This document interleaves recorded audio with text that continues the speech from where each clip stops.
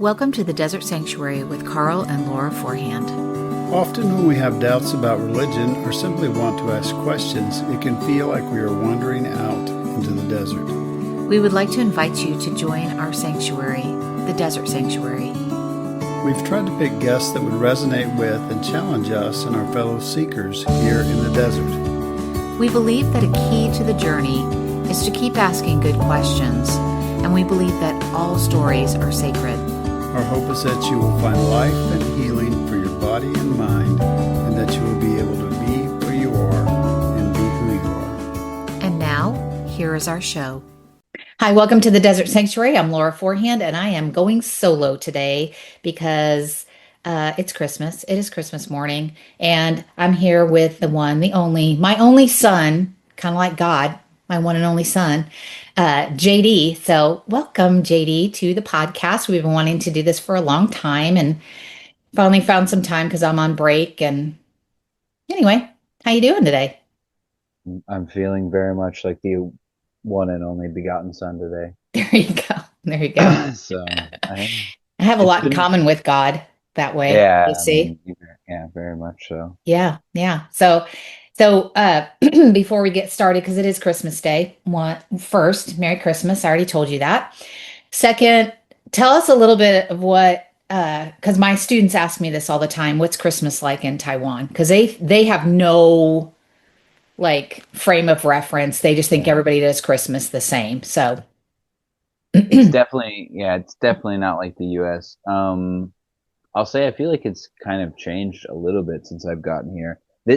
It's funny because this is actually the first year in, I think, 25 years that we've had Christmas Day like officially off as like an official holiday. Okay. Which I believe they reinstated it because it's the Constitution Day. So Okay. and it's complicated because the government here anyway. But the ROC government in 1947 signed their constitution on the 25th. So Gotcha. but we didn't have it as a holiday for a long time, and then we just started doing it again. Anyway, most people don't really care about that either. But there will be like Christmas decorations. Like I had some friends and students send me videos of different like parks around, or like I don't know, like there's an area on the coast here that's like kind of like a coastal park. They have like Christmas tree lightings, people are playing music, like there are markets and things like that, but there's not as much like home celebration. There's obviously far less like church adherence and things like that. Yeah. Yeah. So it's still like, people like do holiday shopping. Like, we did like a gift exchange slash like a white elephant thing, like a Secret Santa slash like white elephant thing, with some of my friends.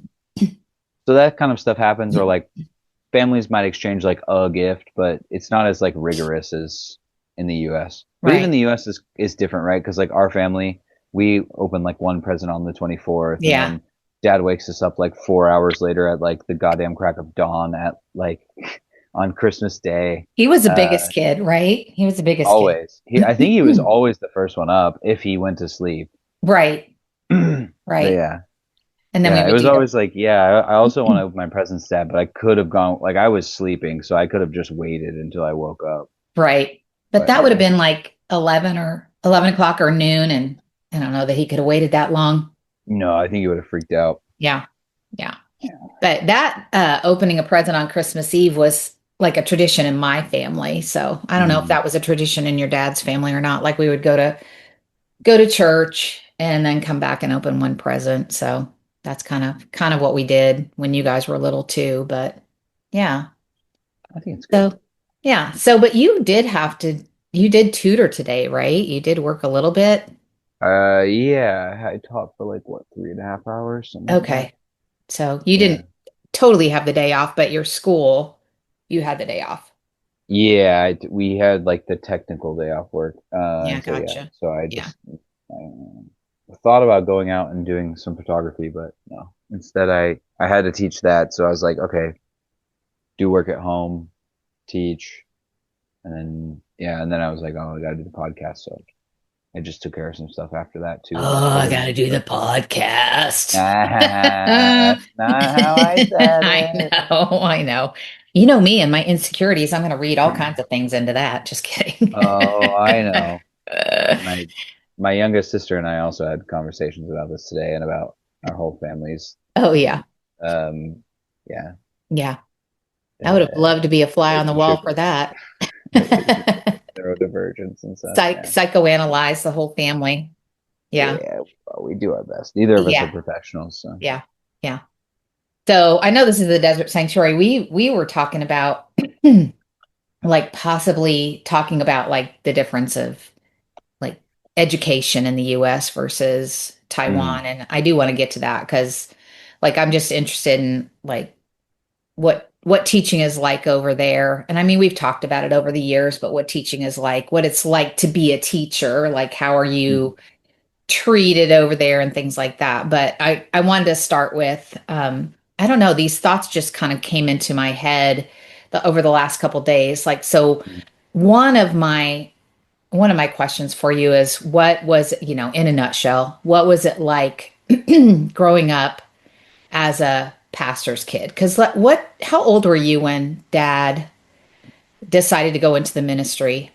Five, I That's what want to I'm say thinking. 4 or 5, because it Did was you, were we only you, left Omaha, which was like right before I went to kindergarten. okay, that's what I was going to say. Because you didn't start kindergarten until you were 6, because you have a summer birthday, late summer birthday. Yeah, So was it you before have to you hold started me back. kindergarten? It was wait that he became a pastor. We moved to Yeah. yeah, we moved to Stella before he became a or Okay. before I started kindergarten. Yeah, Kindergarten. Okay. because Dad and I moved early to live in um oh man, I think I know who you're talking about.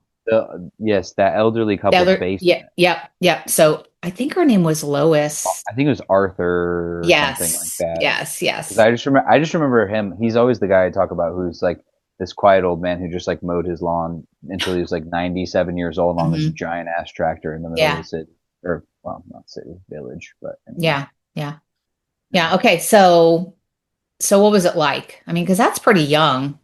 I don't know. I think because it was so young, there's like a foundational nature to it where like I didn't view it as like that bizarre. It Mm, was just kind of like what it was. Like I have memories from before that, like of Omaha, like growing up in the apartments and stuff, and like a mhm, little bit in some of our houses. But yeah, I don't know. Like it taught me definitely to be like very guarded and mm. like careful about like what I do in front of other people, who I'm around, how I present myself, those kind of things. Um, I don't know. I think it's so multifaceted because it also made me like kind of rebellious, but like not always, I guess, in like overt ways. Yeah, I don't know. I don't Yeah. know. It probably didn't like do a lot of like good in terms of like my level of social anxiety and stuff. But Hmm. I don't know. It's like everything. Like there's good and bad things about it. I don't know. I feel like it's such a hard question to answer because like I Yeah. want to go in so many different directions with it. Yeah. No, I get it. Because, I mean, I think when your dad first, like, told me I feel like I'm called into the ministry, you know, I Mhm. was just like, okay. Like, I really didn't know what that Yeah, what does entailed, that mean? you know? And I mean, I grew up in church, but I mean, we went and I remember confirmation because I grew up in the Lutheran church. So I remember Mhm. going to confirmation classes, but I certainly don't remember going like every Sunday. I think we hit more Sundays than we didn't hit Sundays, but Right. you know, I don't ever remember like critically thinking about religion. I kind of feel like was just like there, like present in body. And we were never encouraged to like bring our Bibles or anything else. And so I don't remember ever having like this deep connection to religion. But then Mhm. like the denomination that your dad um, grew up in, and we eventually, you know, he eventually became a Mhm. pastor within the Southern Baptist, you know, that was like completely different.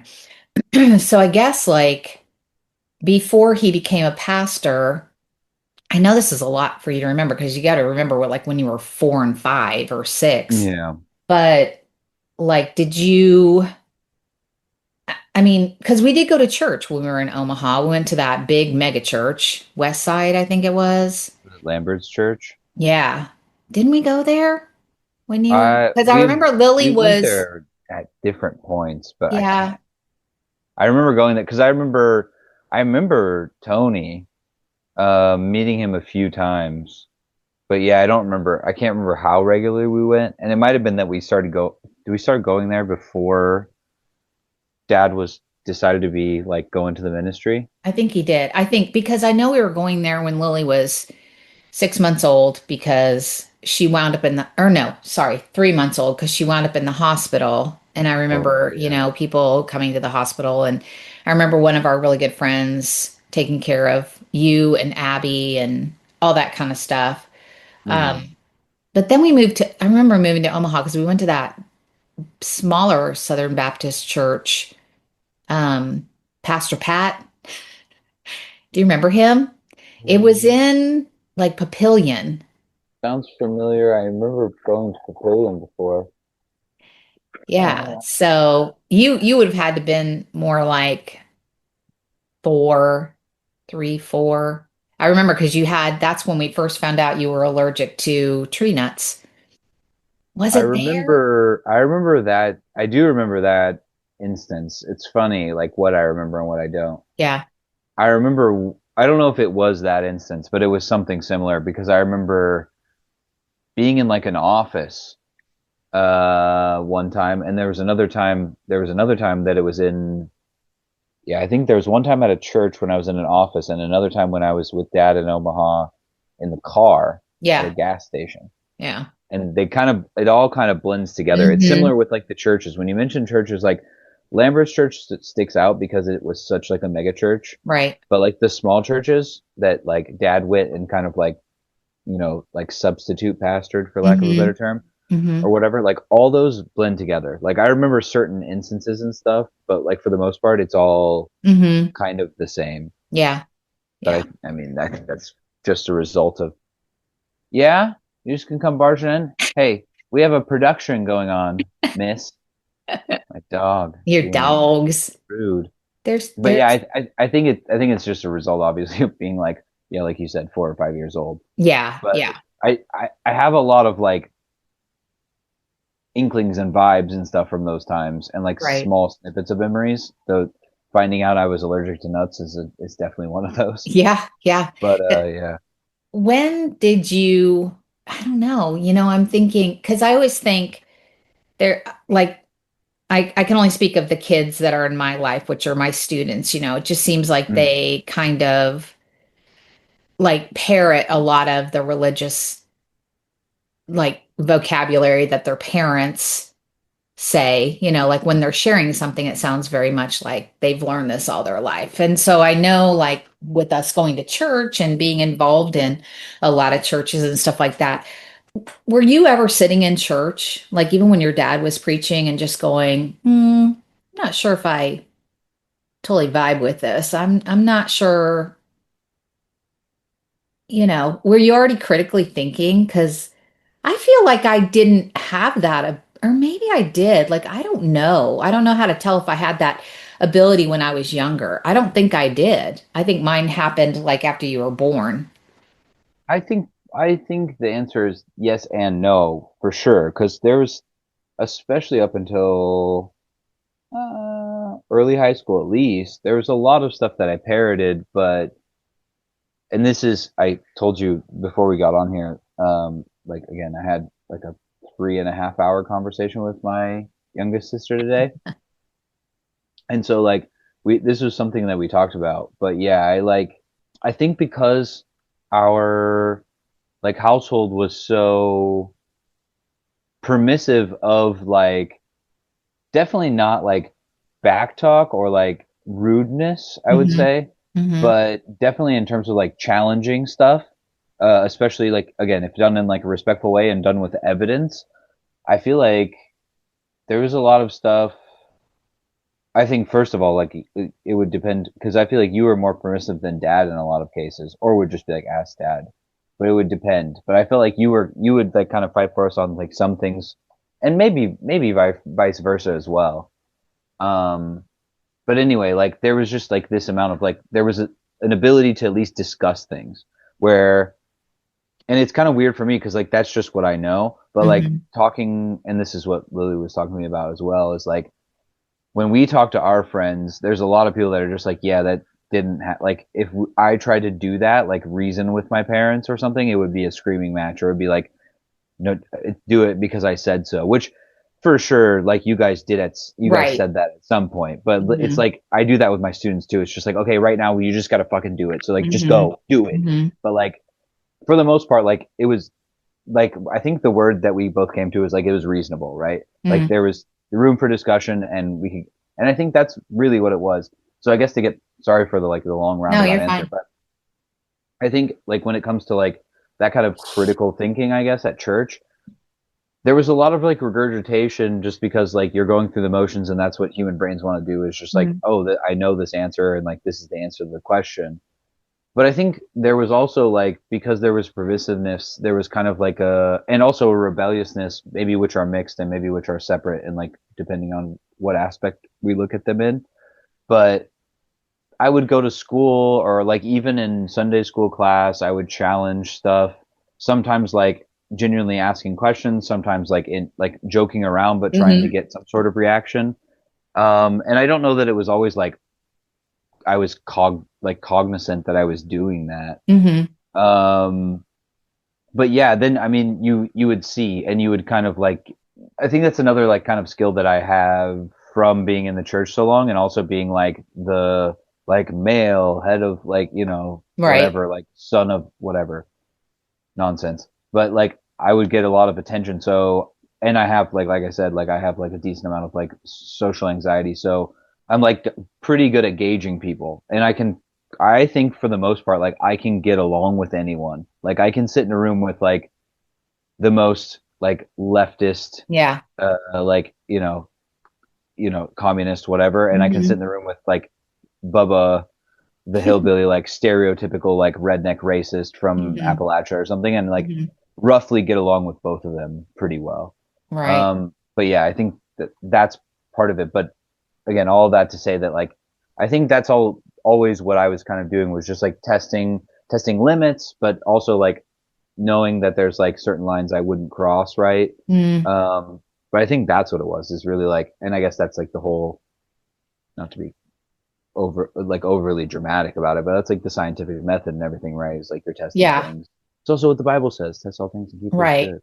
Right. But yeah, just I think that's kind of what it was. But I think the reason being was again because of there was a culture of communication in our household, not perfect, but that Yeah. like Yeah. taught me that like if you communicate with people, you can reasonably like get to the where you want to go, Hmm. even if you find that person to be annoying or something. I remember telling your dad, like when we first decided to have kids, I'm not going to tell my kids because I said so. But I know, like, there were some times where it's just like, I'm exhausted. So it's because I said so. But Yeah, I mean, yeah, for the most part, I was like, I don't really want to be that type of parent that yeah. doesn't, explain as best as I can to my kids. But I do think, I did because of the culture, that Southern Baptist culture that we had going on in our house. I do think there were some things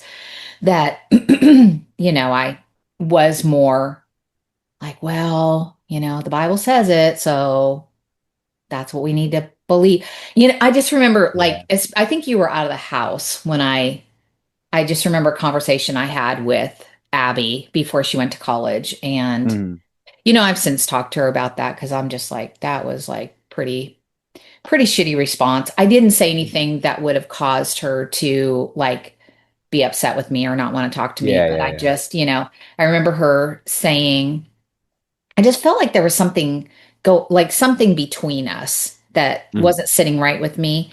And I remember asking her about that. It was a little bit before she went to college, I think her freshman year. Mm-hmm. And um, I just said, you know, basically, is there something, is there some tension between us, whatever? And she just said, well, I believe differently than you do. And I Mm-hmm. kind of thought she was, and I don't know if she was, but I kind of thought she was referring to like LGBTQ issues. Mm-hmm. And so I remember just saying, this is just such a shitty response. And I do realize that that was a different time. And so I don't beat myself up about it. But I think Mm-hmm. I said something to the effect of, well, when you get there, just, stay in your Bible. Like, just like, oh boy.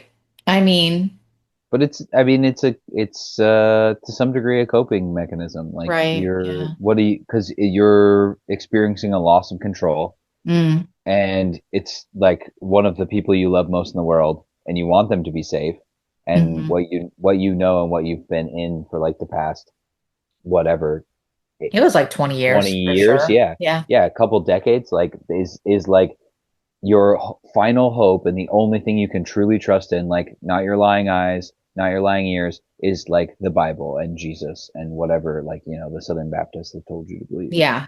And I mean, I think you had your struggles and disagreements and like, silent protest stations, Hmm.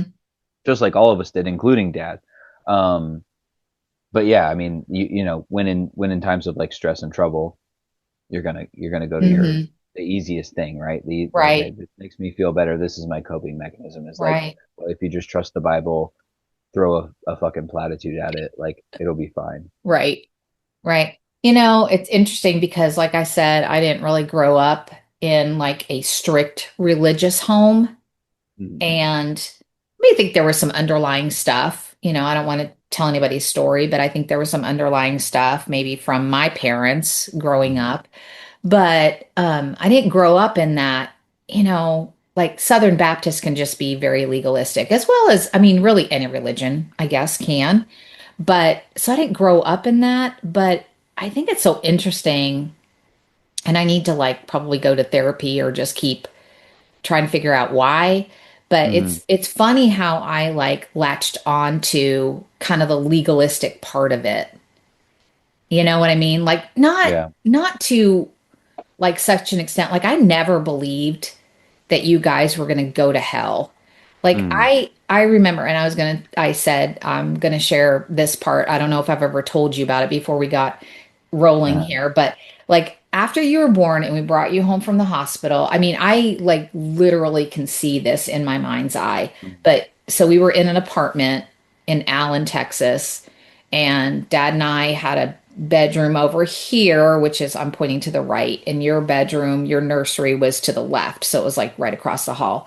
And I just remember like you were sleeping in your crib. You couldn't have been more than 2 or 3 days old. And Mhm. I just, and of course, hormones are out of control as a new Mhm. mom. They just are. And Yeah.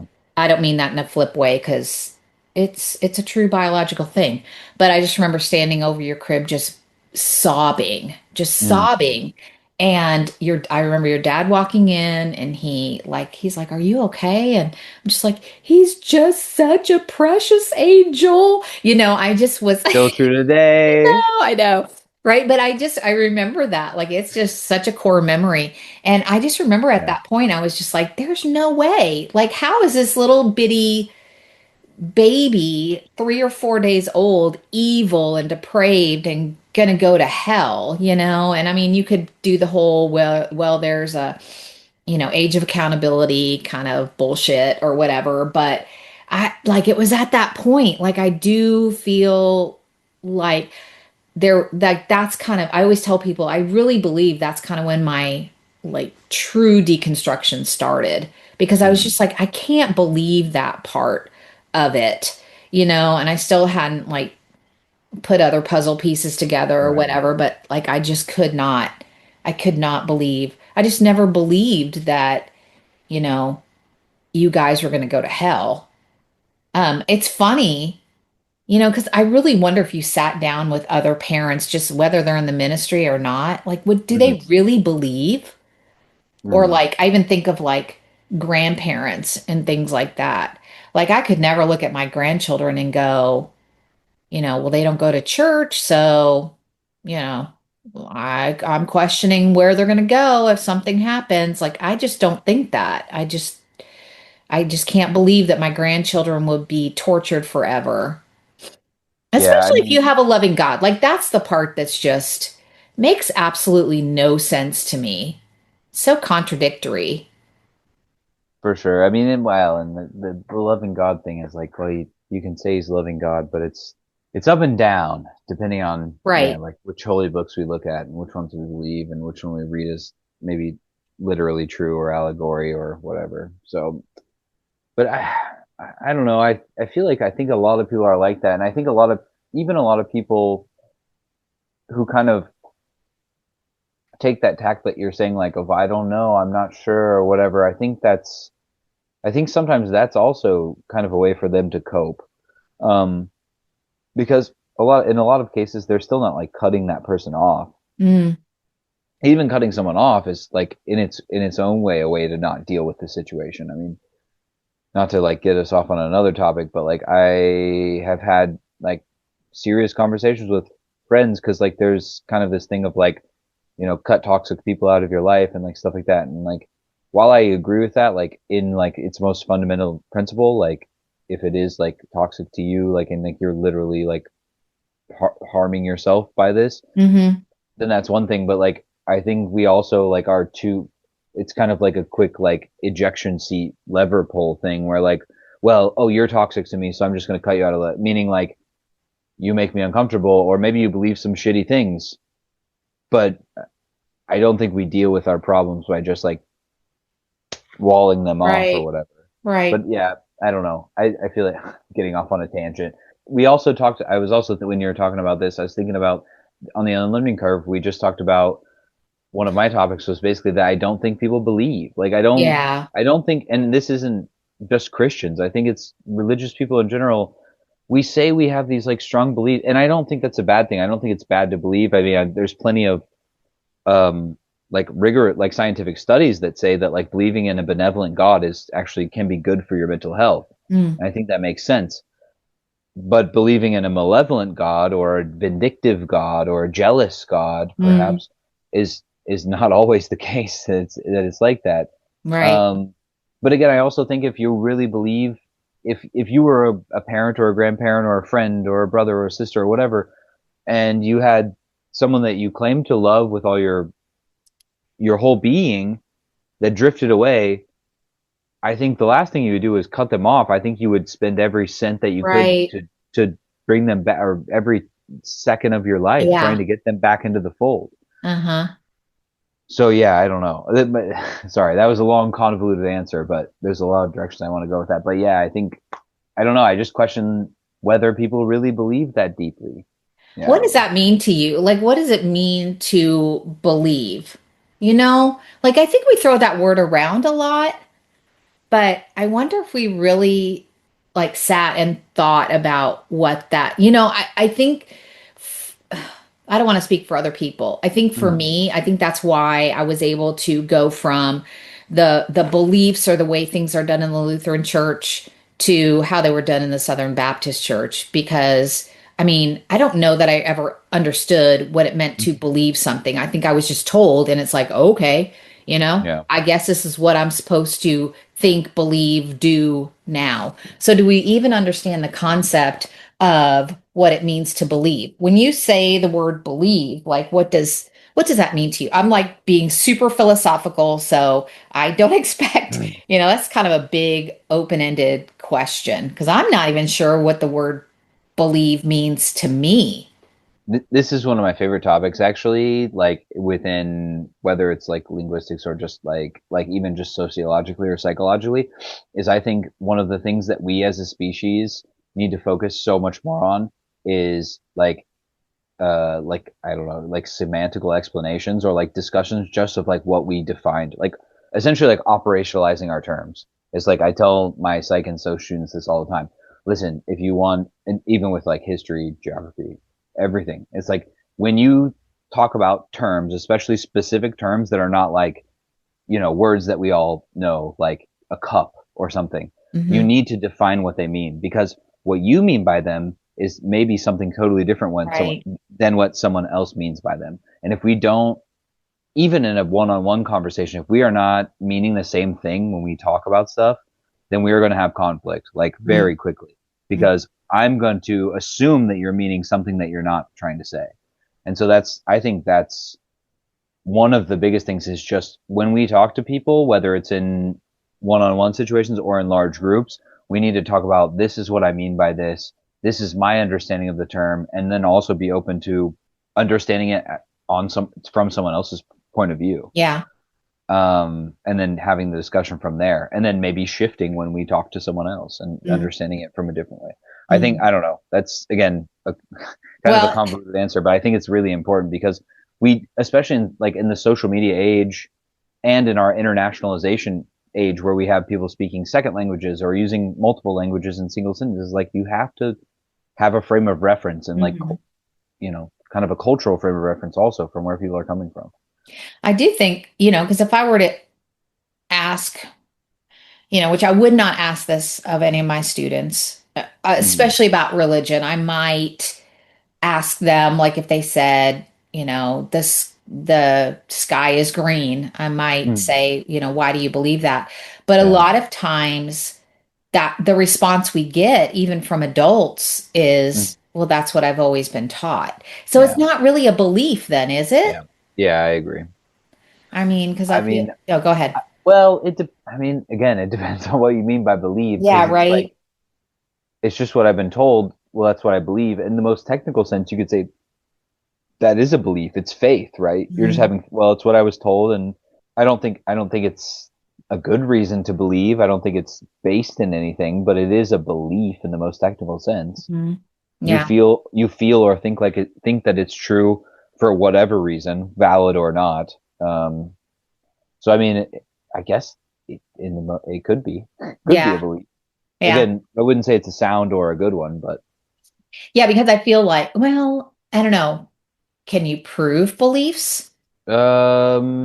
yes. It depends. Well, it depends, right? If it's something spiritual, then no, because it's not scientific. I believe if I walk into a room and I say, "Hmm, I believe that will support my weight," then you could test that by sitting Yeah. on it, and Yeah. if it does, then it would be proved. So that's what I would say. It depends on the situation. But when Mm. you're talking about religion, no. And I think that's okay. I was having this conversation with one of my students who is religious. Hmm. Um, and in my sociology class, I talk a lot about, we have a whole chapter on religion, and that student isn't even actually in that class.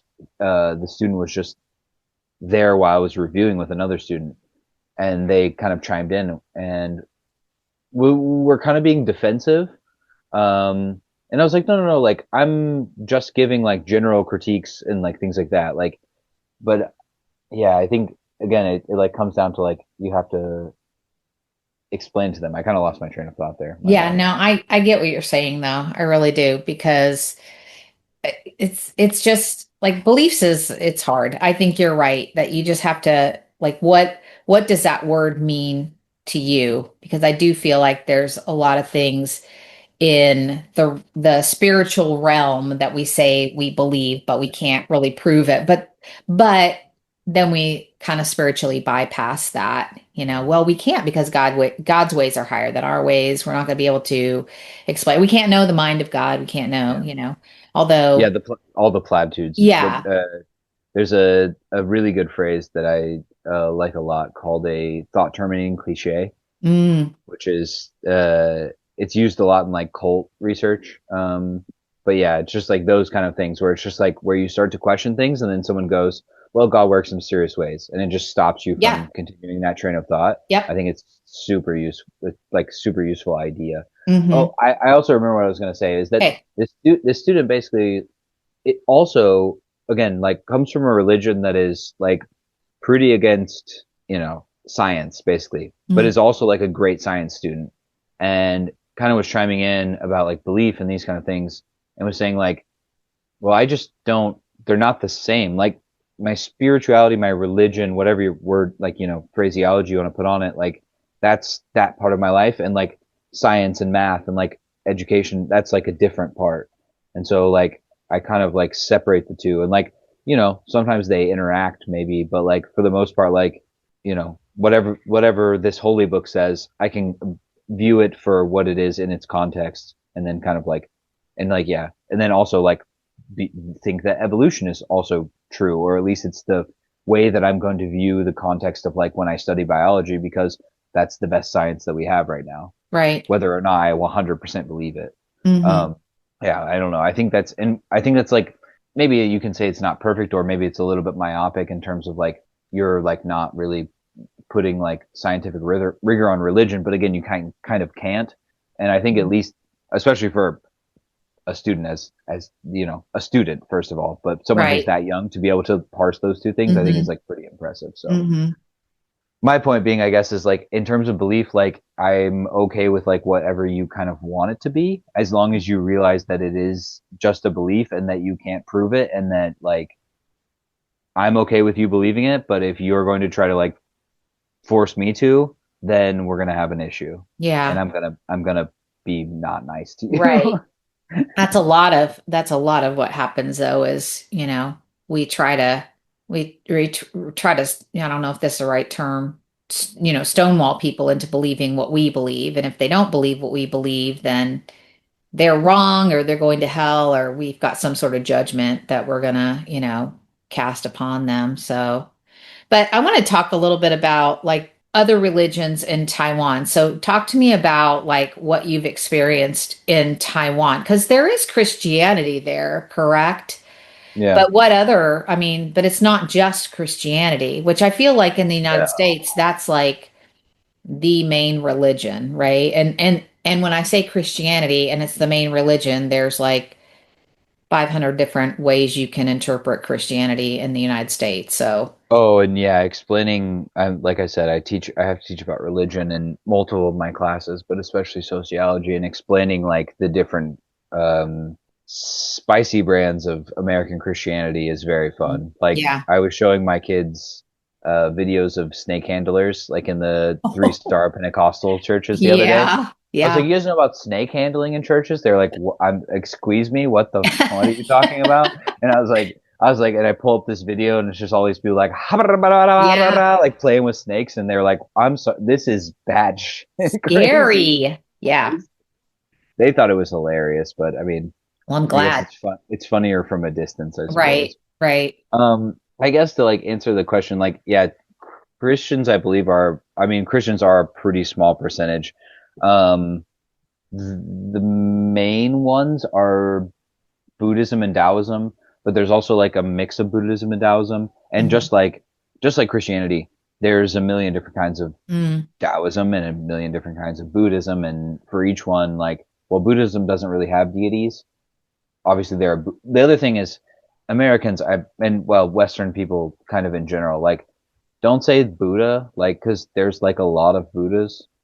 There's the like Guaning Buddha and like Milafo, who's like the happy, the smiling, like the big fat Buddha that hmm, everyone knows. hmm. That's the Milafo. Anyway, there's just a bunch, so it's not just like one. Anyway, um, so yeah, I guess those are the main two. Christianity, I think, is like 7% of the population. There's like other religions, like these kind of like fringe religions or like breakoffs of like usually Buddhism. There's some like Japanese influence with like Zen Buddhism, but Mm. yeah, the majority, I guess, are like either Taoist or Buddhist or both. Okay. How did like, all right, let me backtrack here. Mm-hmm. What made Mm-hmm. you want to like go to Taiwan, move to Taiwan? Because you got a job Mm-hmm. I think your senior, maybe junior year in college, working at a Taiwanese restaurant. So what My drew? my sophomore year. Oh, really? Oh, wow. How long did you work there? Did you work there like three Uh, years? no, I worked there for like between 4 and 5 years. Okay. All right.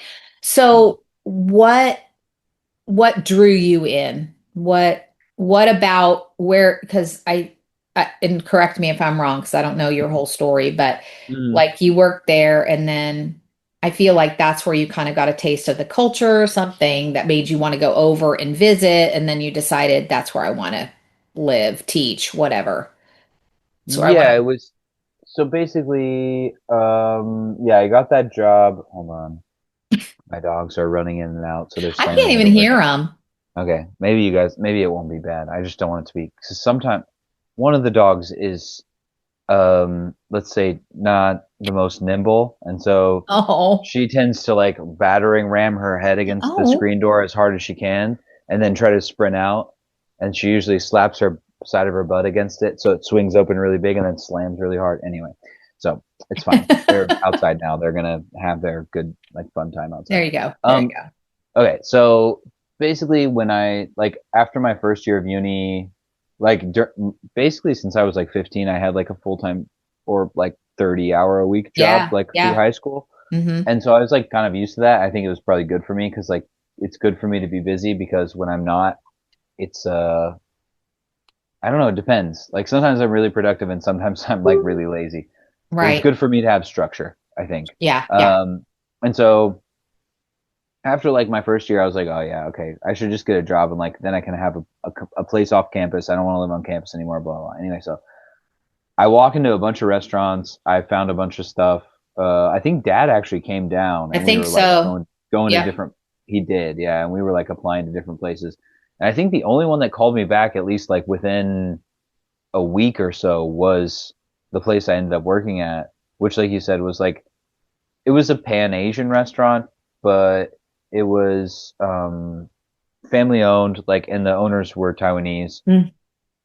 And so I started working there, and then like most of the jobs I've worked, like I just worked there, and then worked there so long that like I learned every part of the job and Hmm. like everyone that works there, and just like make friends with everyone, and then kind of just have like a relatively cushy job because Hmm. I just don't really. It's not stressful anymore because I know everything, and like I know I'm not going to get in trouble. Um, and so yeah, and then because of that job, because there were a lot of it, we had like the American Asian menu, and then we had like the Sure. Taiwanese menu, Okay. and so like a lot of like Taiwanese and also Chinese, but then like Asian students in general that like wanted to try like more authentic cuisine would come in and order stuff.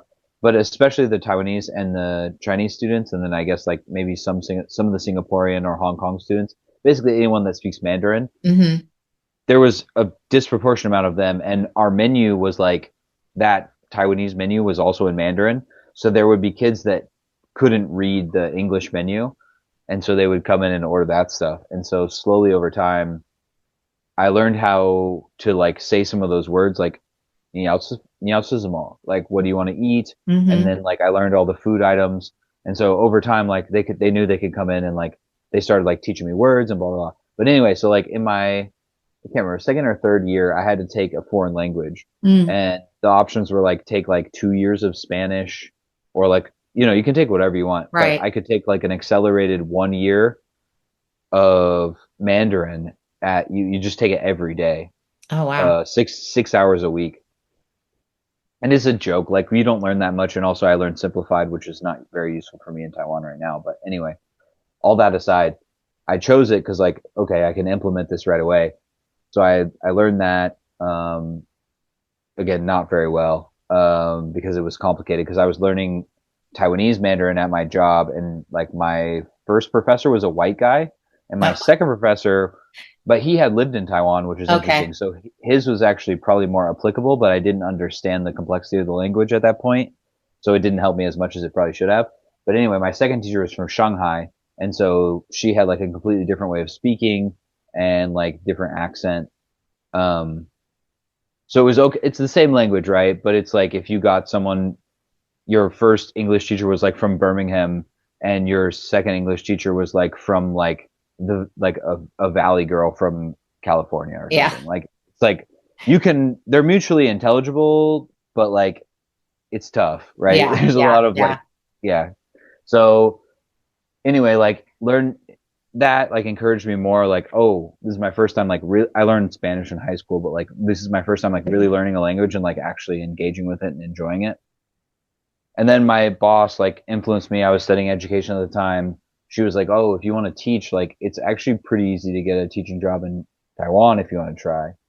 And then so I started kind of like, okay, hey, I can go to Taiwan. I started investigating it, looking up like blogs and like blah blah blah, like all this stuff. Hmm.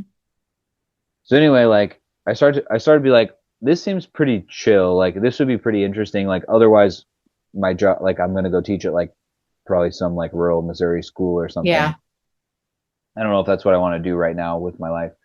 And so, yeah, I was like, man, maybe I'll just try it. And then I started talking to you guys about that, and you guys were, I think, a little bit like nervous and like kind of like, wow, this kind of came out of nowhere. And so you talked about how I went there to visit. That was kind Uh-huh. of Dad's idea. He was like, you should really. I was like, I did a lot of research. I'm pretty sure I'll be fine. Yeah. And he was like, no, you should think about just like visiting, a little bit before. And I was like, all right, fine. I kind of just did it to appease him, and it ended up being a good idea because I met people when I came over, made a lot of connections, and then yeah, then when I Yeah. graduated, I just came back, and so it worked out, and it was like again, I don't regret anything about it. The 2 months was like interesting. I worked in a restaurant in Taiwan after working at a Taiwanese restaurant in America. I came to Taiwan and worked in an American restaurant in Taiwan Oh, for a month. gosh. So That's but funny. then people always ask me, like, people always talk about, like, I'm sorry, I'm rambling Oh, and, like, you're off fine. topic, but people always talk about, like, culture shock. They're like, Hmm. do you have culture? I'm like, I never know. Because, like, I worked for 4 years, Yeah. almost 5 years. I worked at a Taiwanese restaurant in America where my boss would speak, like, Mandarin to me and sometimes literally speak Taiwanese in the kitchen.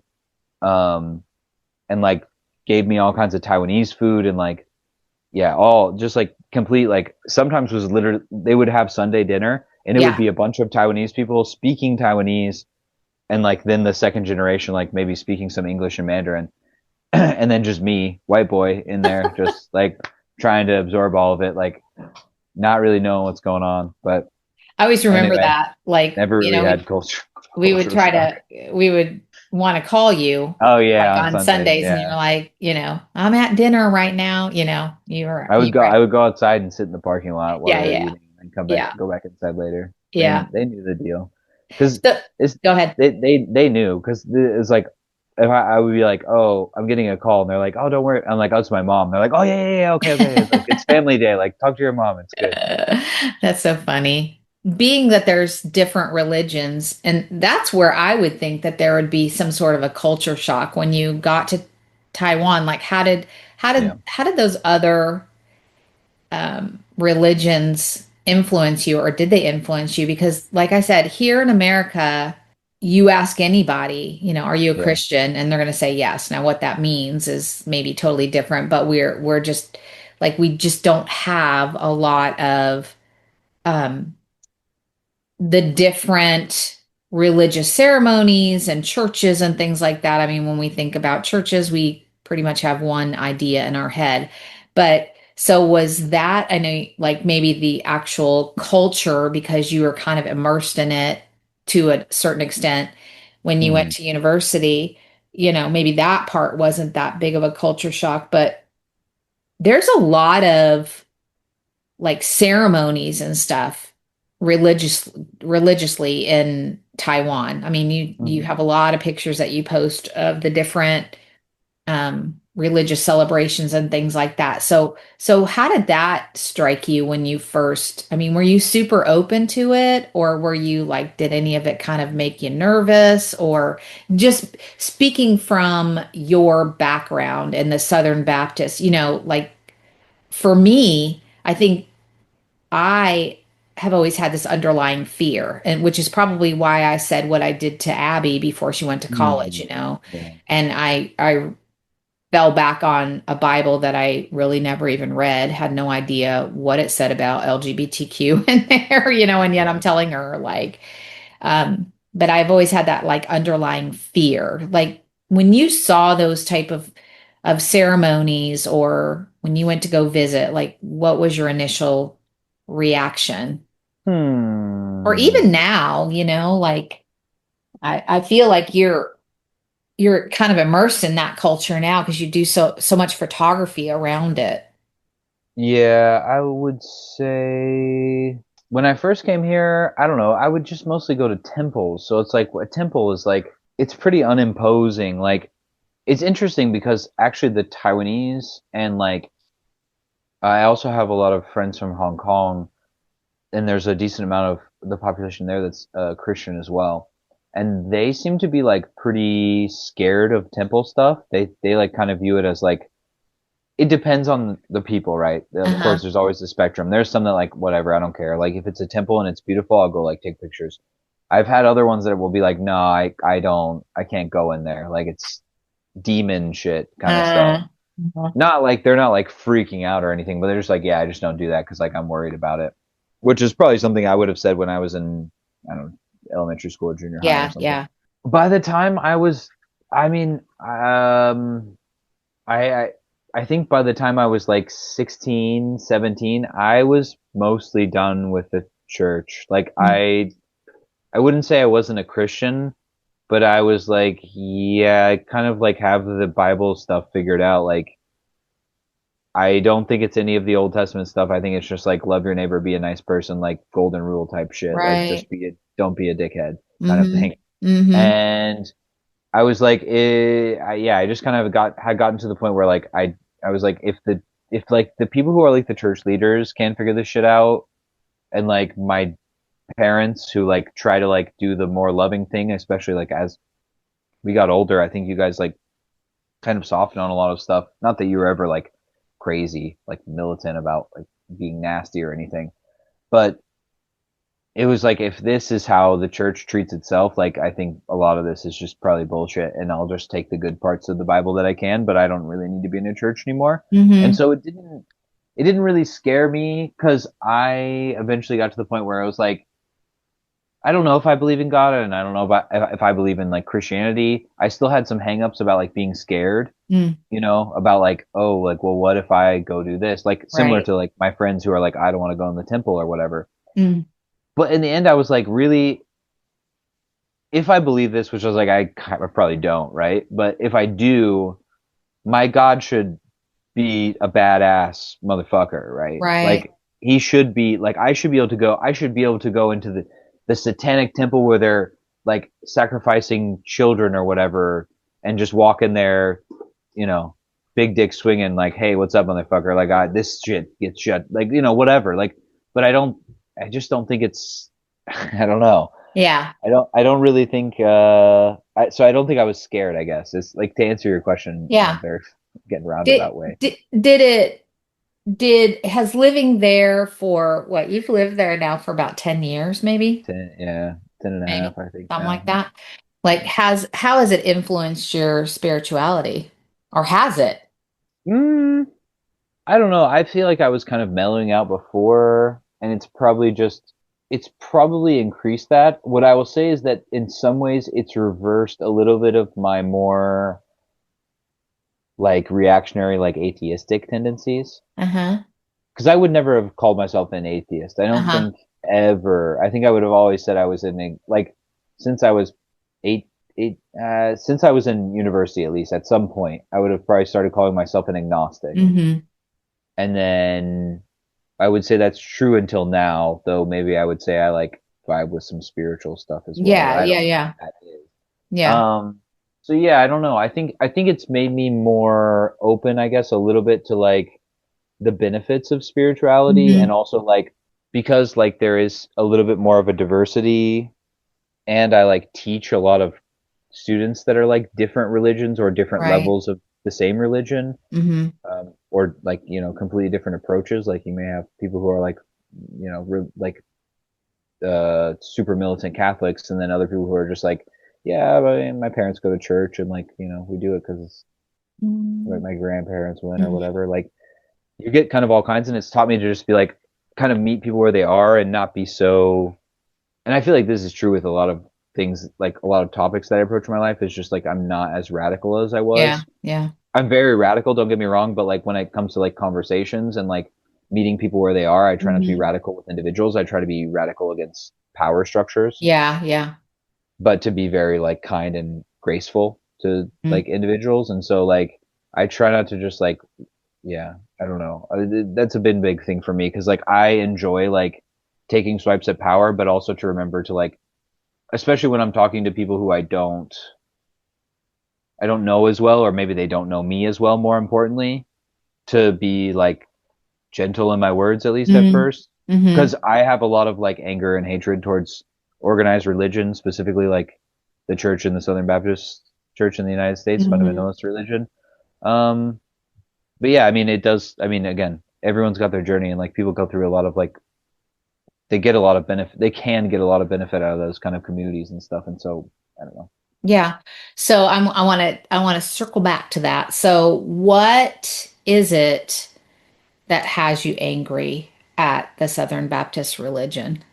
Oh, I mean, it's the same thing as like with all the power structure stuff. It's just that I think it's abusive, and Mm, the worst people use they exploit it basically for their benefit, whether that's money or power or whatever sadistic thing that they're trying to do. So um, it's really not the Southern Baptist necessarily. I feel the same you know, disdain for FLDS members yeah. or, uh, fundamentalist, Mm, you know, yeah. Any kind of whatever, fundamentalist group, right? whatever religion. Yeah. Any religion, anyone that uses religion, whether they believe it or not, Mm, as a justification to put other people in places of disadvantage. yeah. I don't vibe with that. Yeah. hmm So, hmm using religion as anything besides a pathway to liberation is not some stuff I'm gonna vibe with, I guess. Yeah. Hey, it's Carl. We're going to take a break and split this into a couple of episodes. So join us on the next episode, which should be out a few days after this. Thanks. Thank you for joining us today on the Desert Sanctuary podcast. Remember, all who wander in the desert are not lost. We believe all of our stories are sacred. We are always here if you need someone to hear your story. Check out our blog on Pathos and also our YouTube channel. And stay tuned for our Leaning Forward conference. Remember, we love you. And be at peace.